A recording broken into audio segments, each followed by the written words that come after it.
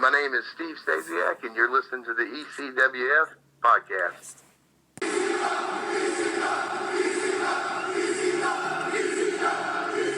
Get the F out. All right, welcome to episode number 16 of the ECWF podcast. We will not get the F out, we put the F back in. I am coming to you live from the bedroom once again in the Electric City, Scranton, Pennsylvania. On this episode, my guest is wrestling booker Steve Stasiak. We talk everything about his wrestling career, how he became a booker, some of his clients, and all that goes into being a booking agent.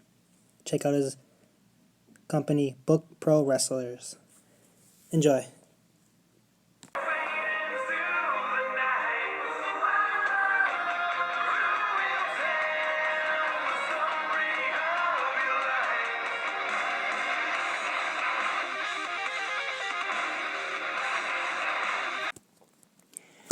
All right, back on our podcast here with Steve Stasiak, wrestling booking agent. And Steve, you are a very hard man to get a hold of, I would say, because we've been trying to do this now for a little while. Well, I'm glad we finally got together, and it's a pleasure to be on the ECWF podcast. I appreciate you having me. Thank you. And I want to start off, we were talking a little bit earlier, you sent me a little bit of notes. We'll get to all the good booking stuff and all that stuff, but I want to start off with your wrestling career. Okay. And are you still active? I am. I still wrestle, not as much as I used to because I'm so busy in the office with the bookings and, active and training a lot. And it's I'm not as active as I was. I still do select bookings. I love to be in the ring, but just my business dictates that I stay in the office a lot right now. Right. So when was your last match? The last time I wrestled was about 5 months ago. I wrestled in Florida for the group down here that they just got with the NWA, and they run events. It's a really good group. It's the Florida Wrestling Alliance here, and I'd been working for them a little bit before that too. They run the Malenko Cup event every year, and the trainer at the school, Frankie Reyes, he is a student from the Malenko Academy. He trained under Dean's father, and he's trained different people, and it was with his group. Okay. And you said you're a trainer there too, correct? No, not there. Oh, okay. I work mainly with Todavik the Gamer. She's my business partner, and we do a lot of training together. I work with her, and mainly that's where I focus my in-ring training at right now. Okay. And you started your wrestling career fairly young, correct? Yeah, I did. I was 14 years old when I had my first match. Wow, your first match. Yeah, Oh, I was 14 years old. I'd been going, and I started setting the rings up when I was 12. I would go and wait for the ring truck to show up, and then I would ask the guys driving it, could I help them set up? And, they would let me help them put up chairs and then put up the ring. And then eventually I got in there a little bit and, started working out a little bit with them. And when I was 14, I was there putting the ring up, and one of the wrestlers booked for the event, for whatever reason, wasn't able to make it. So they gave me somebody's tights, somebody else's boots, another guy's knee pad, and they sent me out there. And, I continued to wrestle as much as I could after that. I could get booked every couple months. I was still so young, but wherever I could get booked at, I would. Now, where does that come from, though? Do you know somebody that worked for that company that you started, ring crew and stuff like that? Well, when I was going way back, to even younger than that, I was a really little kid. My parents, professional wrestling was always very important to them. And when we would go on vacations, trips, anywhere we went, it would be based around going to a pro wrestling event. And we got to know one or two of the people, then, and we figured out that if I would wait at the back of the arenas, I could volunteer with the ring truck guys.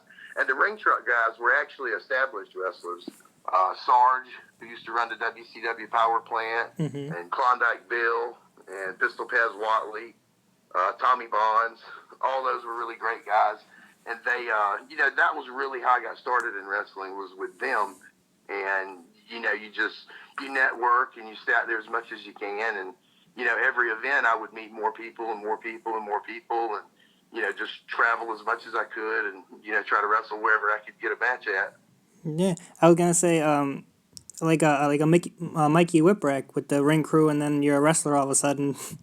Yeah, absolutely. It does happen like that sometimes. Yeah, that's cool. Okay, so started at 14, which is crazy, and all through high school you were still doing it, right? And then Yeah. Every weekend we would get off out of school on a Friday. I played high school football also, so we would play our games on Friday night. And as soon as the game was over, Mom would put me and another friend of mine in the car. He'd already graduated, but he would go with me. He was training, and we would drive up to North Carolina, a 3-hour drive, and we would train, with the hopes of getting a match the next day on that Saturday. And then we would come back. So, I continued to do that all through high school. And then by my senior year, I actually put on my first event. I ran a show at my high school, at our high school gymnasium. like just because you've been around it, you like knew so much about it, or like somebody couldn't Yeah, make. I would go to these events and I would learn from the wrestlers as much as I could. I'd learn from the promoters. I'd learn from the fans. I was always so interested in wrestling. I would learn as much about it as I could. I was not only interested in the matches and the wrestlers, but also, what made all that happen. Yeah, Because there's a lot that's involved with, professional wrestling and, live events. So but it was always interesting to me. It was something I liked doing and liked learning about. right. And if, I mean, at 18 though, I, that's just crazy. Like you running your own show already, and did you set it up to where it was at your high school, or it was by chance? No, I did. It was something. I'd been wrestling when I was 17. We started getting booked every Friday night for a guy named Jay Eagle in Spartanburg, South Carolina. And me and my buddy would go there every weekend and wrestle. So by the time I was a senior in high school and it was toward the end of the school year, I was, pretty seasoned. I had a lot of matches and been around it a lot. And I had a lot of local support from the football team there at the school that I played on, the basketball team, the students. So, it went really good. The coaches supported it, and, the teachers and the fire department locally. And it was really good. It was a success. So it kind of really put the taste of wrestling in my mouth and, really made me, want to do it even more. Yeah, definitely. Okay, you mentioned playing football in high school, and you passed up a scholarship. Yes, I had a scholarship to Middle Tennessee State University. And me and my parents went up there. We took a visit, and it looked great. It was a beautiful, beautiful college, great campus, great facilities. But I was so in love with professional wrestling at the time. I don't think there's anything that could have been offered to me in the world that would have made me want to do anything different. Yeah. I couldn't wait until I graduated, where not only I'd be wrestling on Friday and Saturday nights, but then I could go during the week. I could go wrestle on Monday night and Tuesday night and Wednesday night. And, that was just, at that point in my life, that's what I wanted more than anything. Right. Now, were your parents like accepting of that, or they say, "What are you doing? Completely Turn down a." supportive. Both of them were 100% supportive. That's good. Okay. And then shortly after that, graduating high school, you started becoming a trainer also at that time. I did. I had been around so many of the older wrestlers there, but usually the ring crew's made up of that. So there's a lot of training and things that those guys can teach you, about how to protect yourself against someone, trying to hurt you, getting in there and, really going at it in the ring. You learn a lot. And, I was very young then at the time, probably far too young to be teaching, but the opportunity presented itself. And and it was another part of the business that I wanted to learn.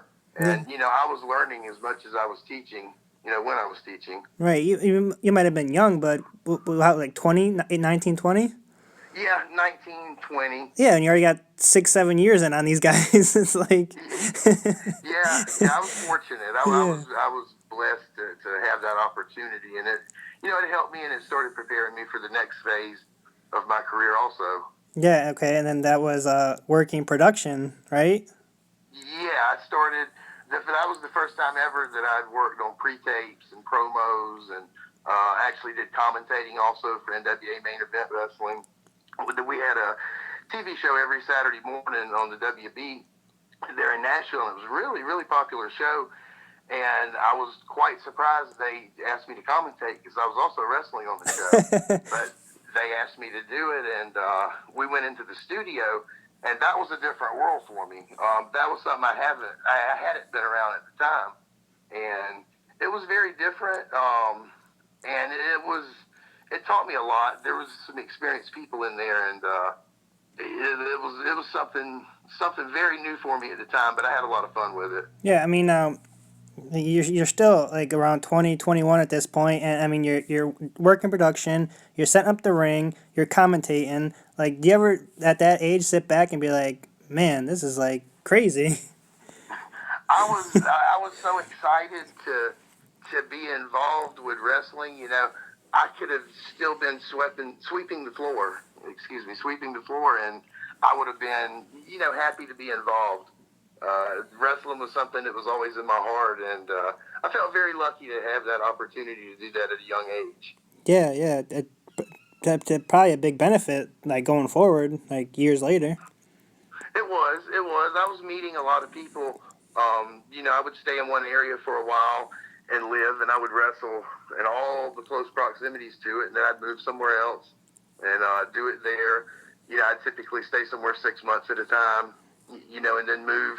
The territories weren't really in existence then. This is 2001, 2, 3. Mm-hmm. So the territories were gone, but there were still some promoters running that had things set up like a territory. They had their local TV, and they would run their house shows, and they would promote their towns pretty strong. And they had allies, in their region that they could help you get work with. So it was good. I was glad that I caught kind of the tail end of that. Yeah, yeah. Okay, and then moving right along, assistant floor director for TNA. Yes. What does that actually mean?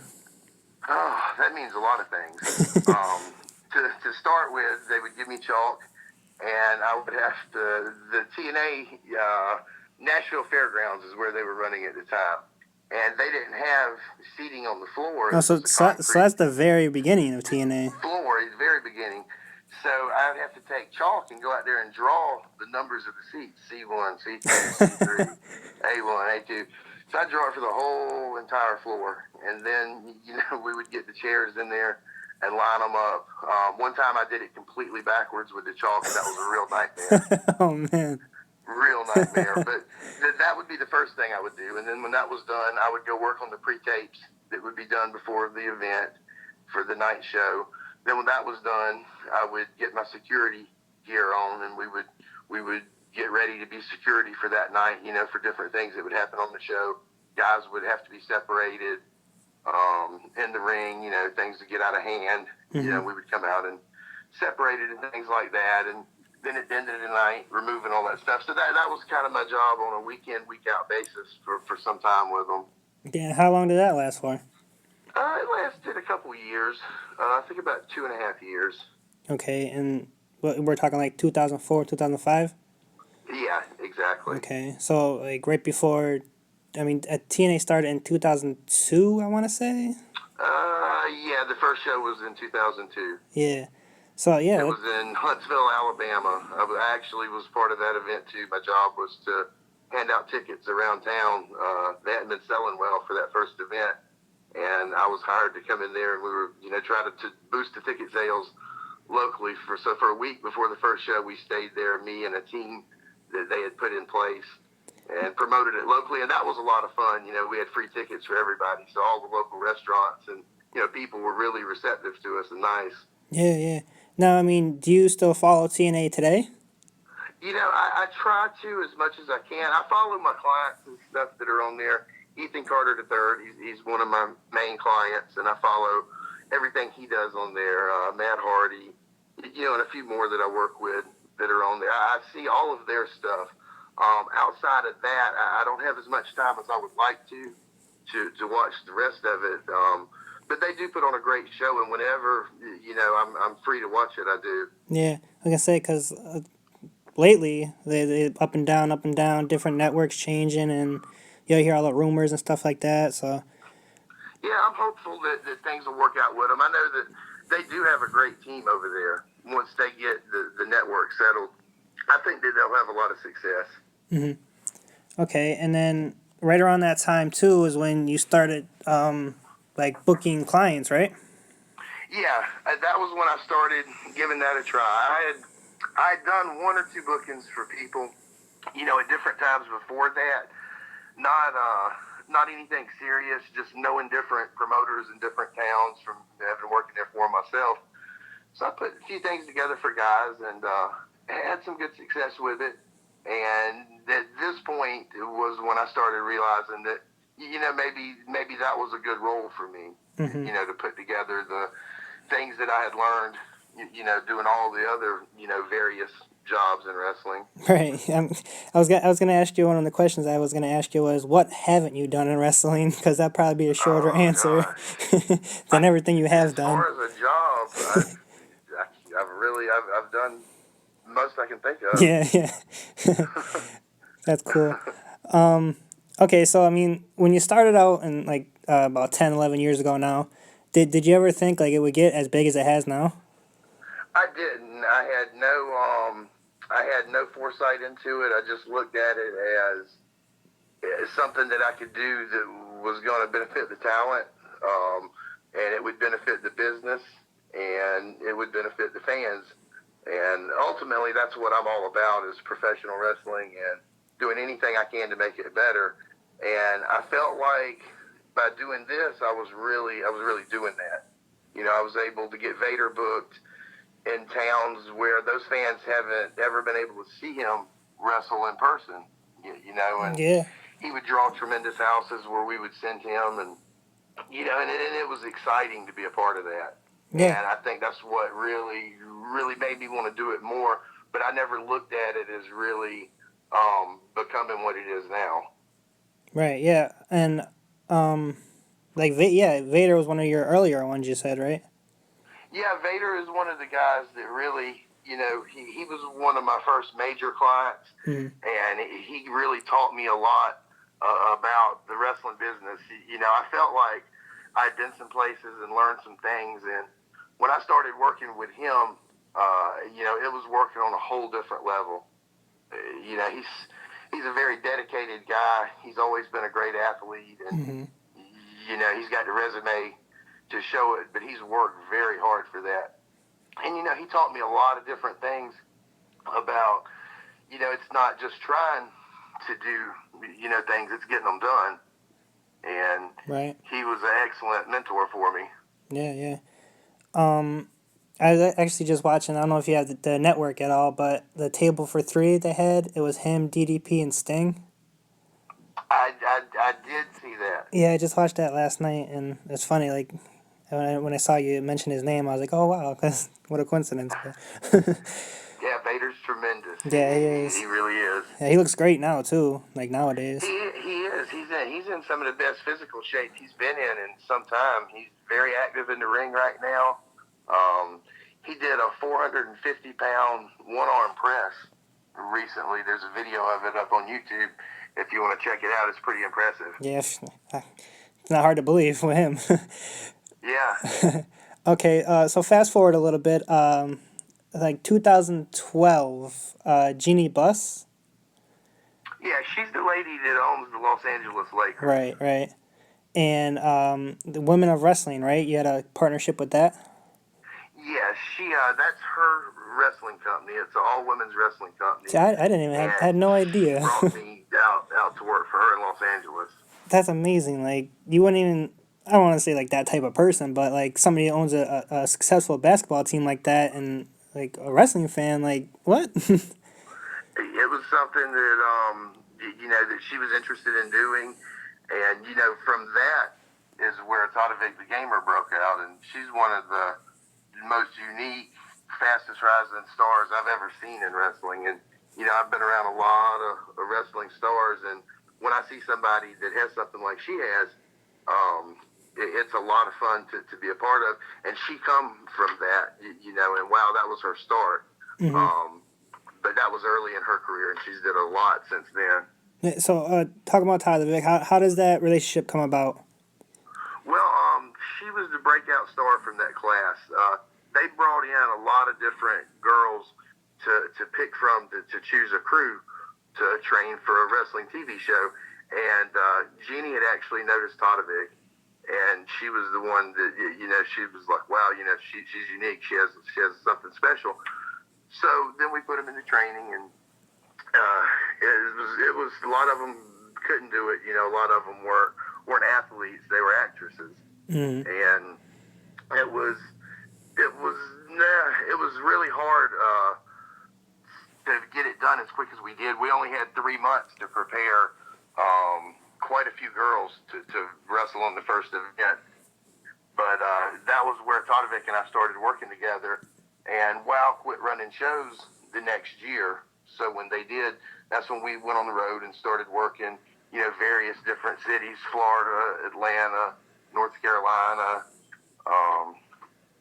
Tampa, all over the different places, wherever there were quality events, we would go work. And she brought a lot into the Book Pro Wrestlers, creating it and helping with, bringing a business acumen to it that I wasn't familiar with.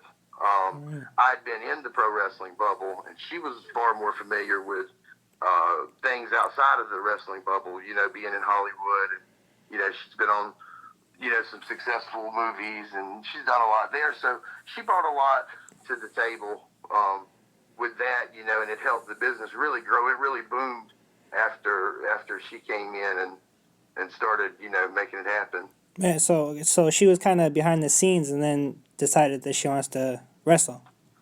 Yeah, she's a lot like I was with doing the various different positions in wrestling. She's a great athlete. She's a great person first and foremost, but then she's also a great athlete, and she loves training.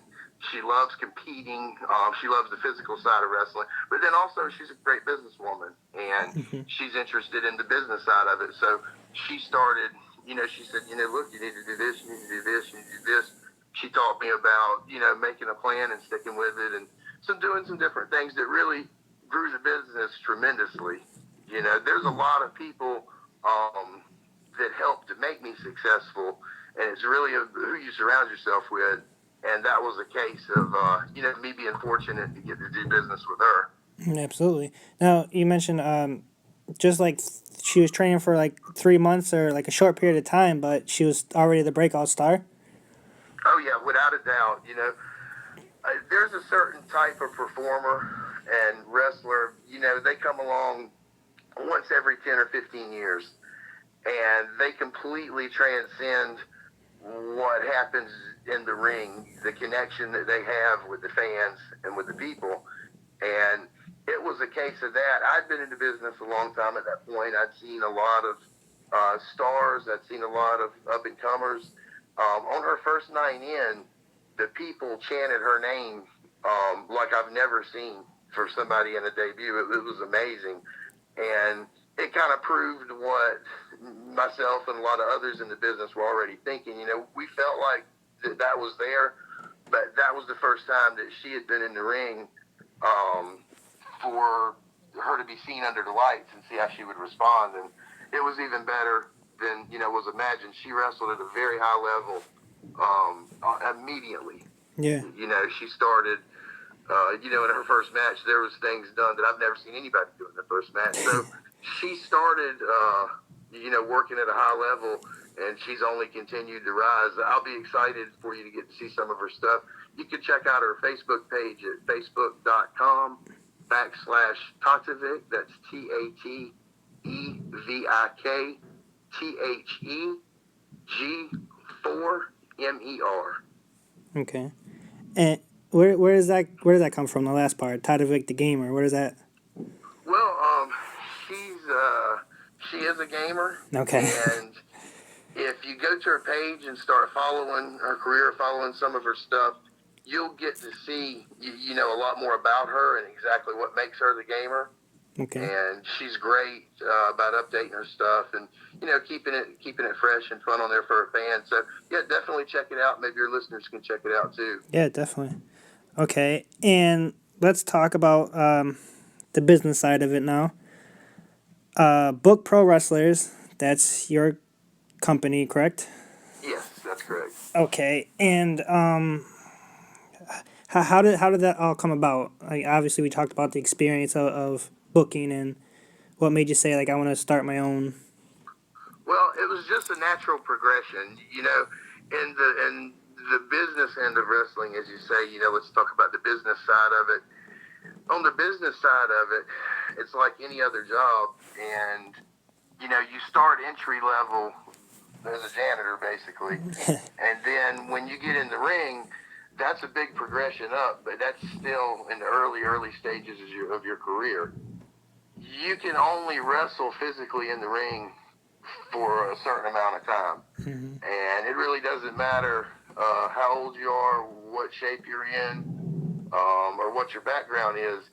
A body only has so many bumps in it, as they say, when you're slammed. Right. And when your body's bumped out, it's bumped out. So if you want to make money in professional wrestling long term, like I aspired to, you once you get out of the ring, you get in the office, and it's the natural progression of how it works in professional wrestling. You'll know there's a lot of guys in WWE, Pat Patterson and Gerald Briscoe. Those guys, they've been in professional wrestling for so many years, but they naturally progress to the office stages. Yeah. And it's a natural progression in the business side of it. Right. Okay. So, and what year did you start Book Pro Wrestlers?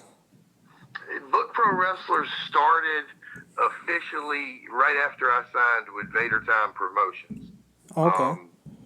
He and I had to do the paperwork for the Vader Time stuff, and it pushed me to go ahead and get it rolling. So it actually started late 2007. It wasn't part of Vader Time Promotions, but he prepared me for getting it going, and he advised me, and he's the one that pushed me to make it official. Okay. So, since 2007, how many clients do you have currently? I have 150 clients, Wow. and 25 of those are WWE Hall of Famers. Okay, so how do you accumulate that many and 25 WWE Hall of Famers? Well, you have to think about it. It's a thing. My business is based on the relationships that I have with the wrestlers and with the promoters. And that took me years to establish. But when I was 14 and, had my first match, I was establishing those relationships. I was meeting, other older wrestlers. I was meeting guys my age that ended up, going very far into business. Meeting promoters throughout different cities and states. And, putting all that together, I knew these guys for years and years and years. And, many of them had worked with me before, and I had a solid reputation, so they were willing to give me an opportunity. And, we made sure that the network was in place to facilitate what we were doing with them, to keep them booked and, have them booked in quality events, with quality promoters. And, that's what I strive to do. Right. So, is a lot of it like word of mouth though? Like, some of it is word of mouth. We do a lot of advertising. right. There's various ways that we advertise, in media and print, and we try to have a good presence in the marketplace. And then we do get a lot of word of mouth off of people that have booked with us before. We're fortunate. We do a lot of bookings for birthday parties and fundraisers and anything you could imagine that's a legitimate place for a wrestler to be. We book them for it. Yeah. Okay. Okay. So, describe something like what would be like your typical day. The typical day is I wake up and the first thing I do is get with my team leaders.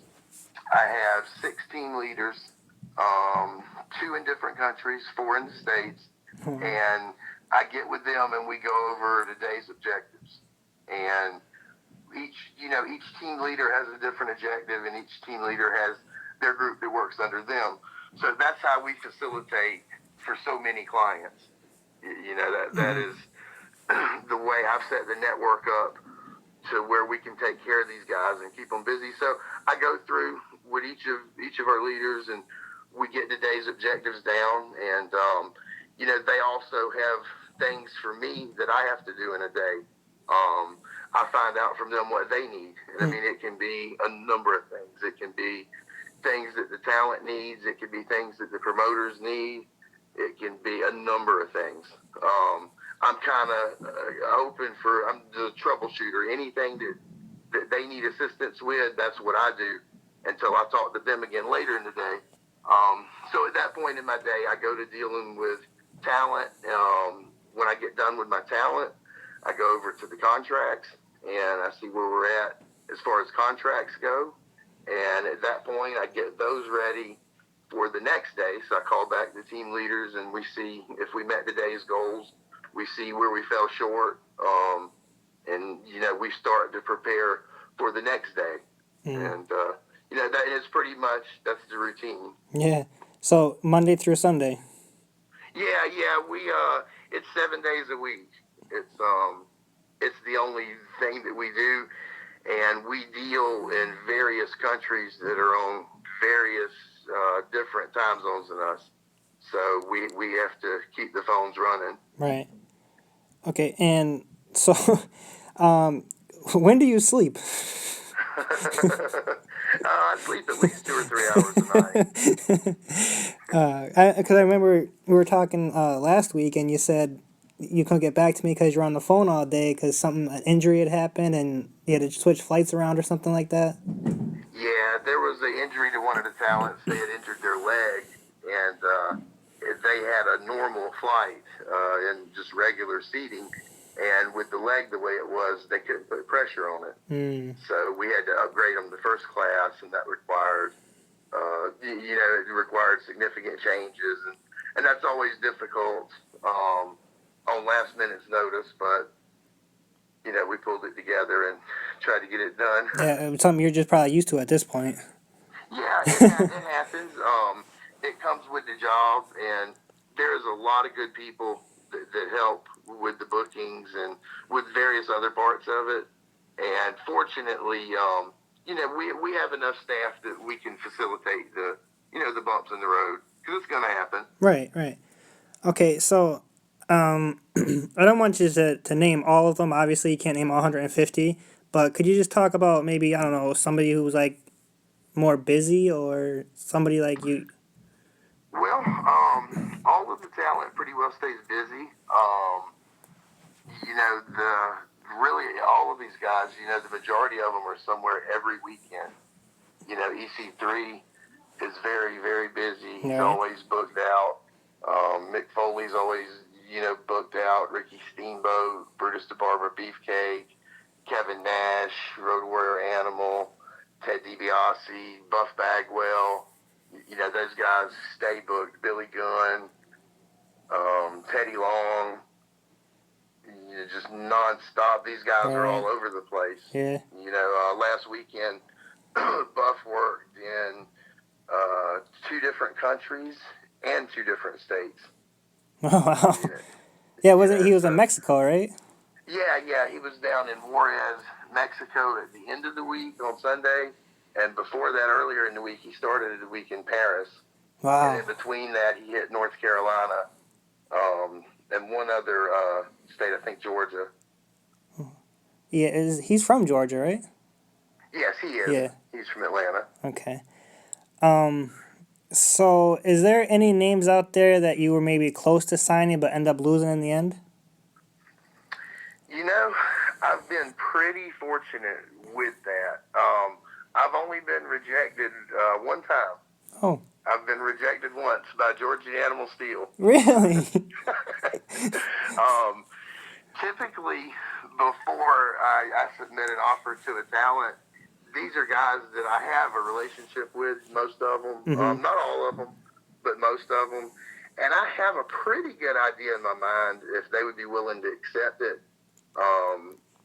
So, usually if I shoot one over, it goes. Once we get to the point of submitting an offer, I'm usually pretty much got them signed. Right. Okay. Now, last week, or I don't know, maybe recently though, like all the WWE releases. Have you reached out to any of those guys? Yes, I am in negotiations with a few of them, and hope to have some announcements coming up in the coming weeks. Okay, and so when something like that happens, where like 6, 7, 8 people get released from not even WWE, just anywhere in general, is there kind of like a mad dash to see like a different agency can sign them first? To be completely honest with you, that is a great question. But the other agencies, I don't really have a clue how they look at that from their end. I'm sure they all have their own, unique and good way of doing it. One of my things when I started doing this, there is a lot of other agents in it. I don't concern myself with any of them. I don't. It's a very hard job to do. I have nothing but respect for any of them that do it. And I mean, I do have some friends that do it. I don't mean that, but as far as what they do with their business, I don't want to get it caught up in mine. Right. So I have so much going on with mine. If I were to worry about anybody else's, I think it would sidetrack me from doing what I have to do. What I have a responsibility to do. Yeah. So I mean, if a free agent, for lack of a better term, is on the open market, and what would make them choose you over one of those other agencies, though? Well, what I would suggest to them to do, I have references available upon request, and I would suggest that they look at the amount of bookings that we do. We're on pace for 300 bookings this year, which is quite a bit of bookings. And once they look at the track record of how many we do and where we send the guys, to the type of events we send them on, I work with some of the best promoters in the country, and also some great promoters internationally. So, I would just ask them to look at that and consider it. And, honestly, to me, I think it'd be an easy decision. Right. Okay. Sounds good. Now, is there like a certain talent that comes to you, or you're setting everything up and contacting them? It goes both ways. There's been talents that I've reached out to that I really wanted to work with, and things went well and we were able to get stuff done. And there's been a lot of times talent has contacted me. I get calls, every day from guys that are looking to do stuff, and I mean, there's a lot of great talent out there in the marketplace. There's a ton of great talent, both veteran and undiscovered, out there wrestling. So, it just depends on the circumstance. There's times I may get a call and they may want a guy that looks like a monster to go to Japan and wrestle. Yeah.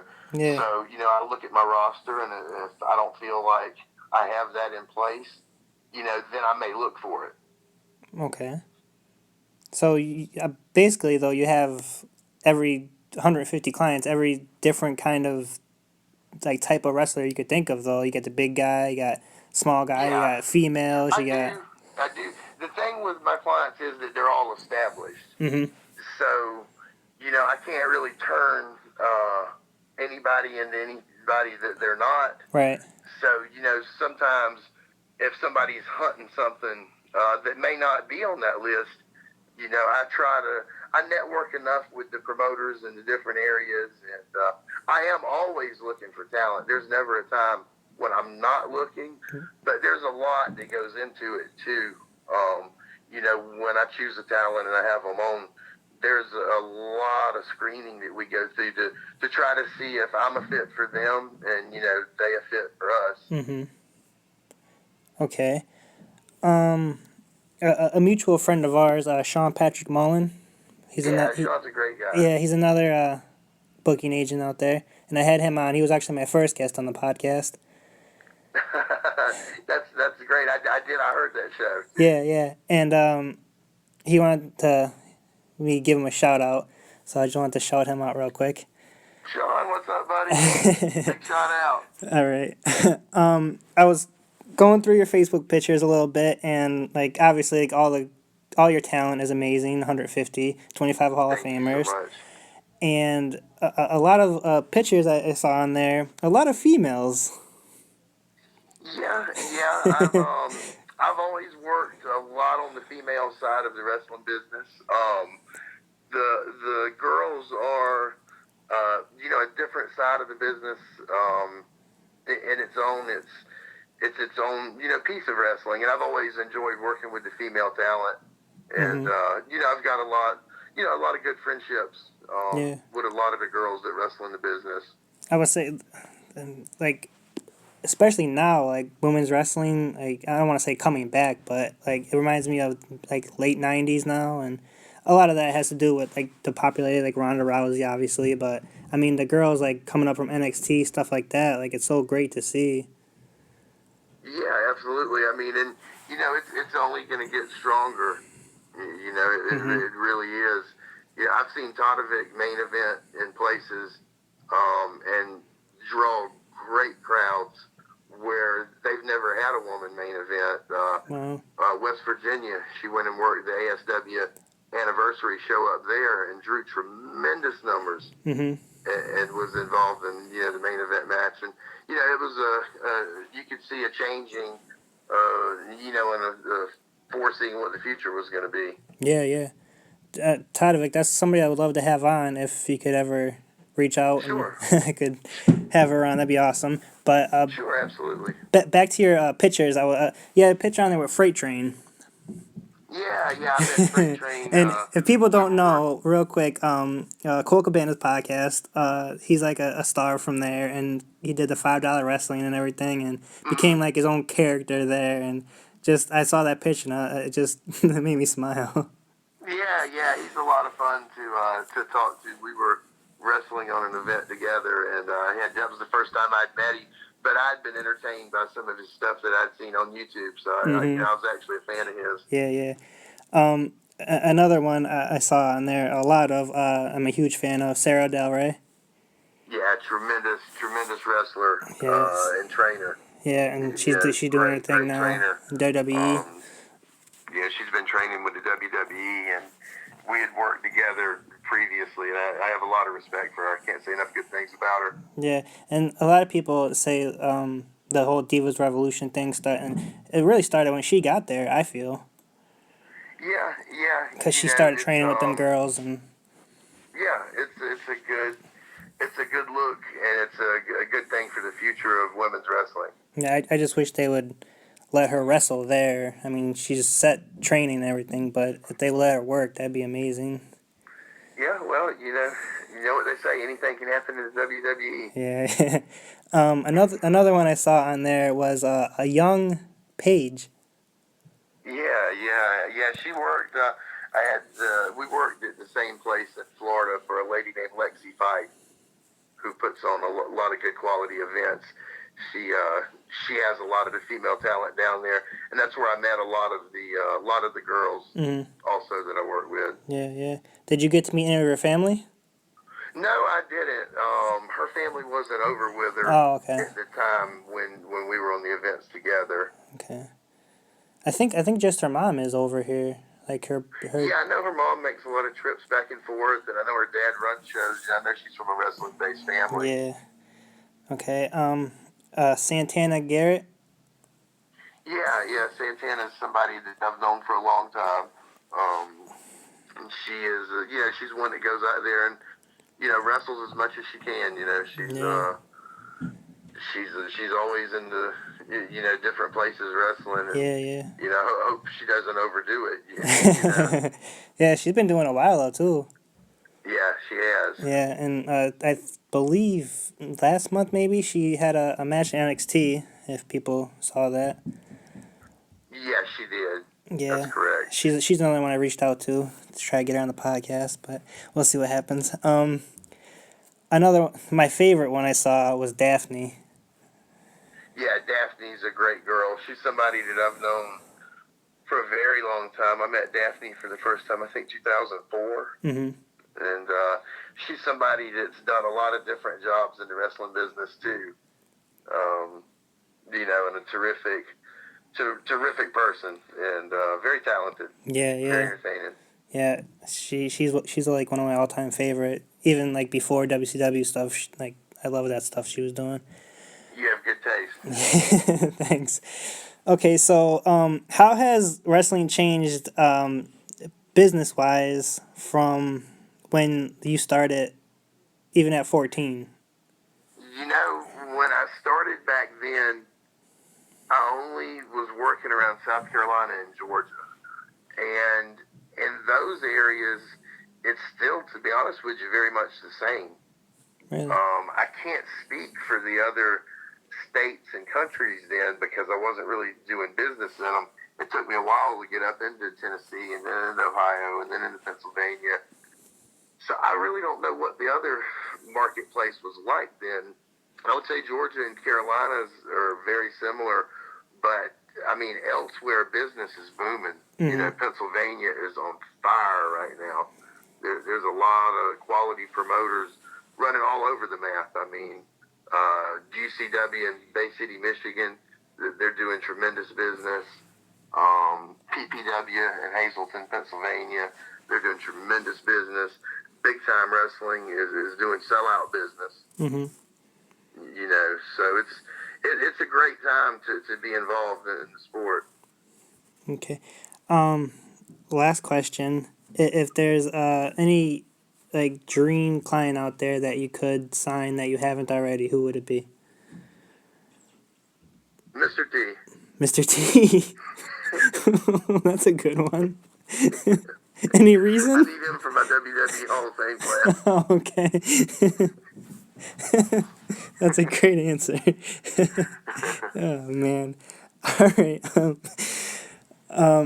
Steve, I want to thank you again for coming on and taking time out. Like I said, I know you're hugely busy, and like I appreciate it. Well, it was truly a pleasure, and I had a lot of fun being on. And I appreciate the listeners. I appreciate you, and hopefully in the future, maybe I can be on or some of my other clients as well. Yeah, absolutely. All right, thank you very much. All right, that was my conversation with wrestling booking agent Steve Stasiak.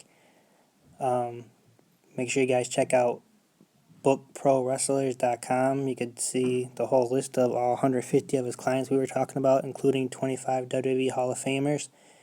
And make sure you guys look up Tatovik because she's really an up-and-comer, and I hope to have her on one day, like we were talking about. And look at it here on my plugs. Facebook group page, Electric City Wrestling Fans, and iTunes, Electric City Wrestling Fans podcast. Make sure you guys subscribe if you haven't already. Like, rate, review, tell a friend. Hopefully I can get some of these 150 clients on. Thanks.